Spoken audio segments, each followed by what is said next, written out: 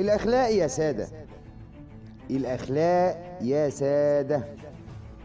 تعالوا نشوف إزاي انتشرت السلبيات بين الناس وبعضيها، وبقينا في الفترة الأخيرة نلاقي في بعض الأسر الأولاد بيتجرأوا على أهاليهم، وبنلاقي كمان الأهالي مش مركزين مع أولادهم، وفي الشارع بقينا نسمع الألفاظ الخارجة كده: عيني عينك، من غير لا حياء ولا خشة. وفي المواصلات نلاقي بعض الشباب قاعد وعينه في موبايله والسماعات في ودانه، وسايبين كبار السن وأصحاب الاحتياجات الخاصة والستات واقفين. ده غير التحرش طبعا بكل أنواعه.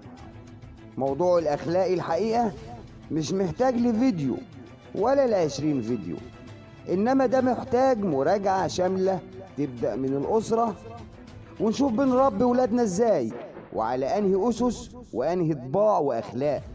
وبعدين تيجي المدرسة وندور فين راح شعار التربية قبل التعليم، وصورة المدرس اللي بيجبر بأخلاقه واحترامه لنفسه كل تلاميذه على احترامه.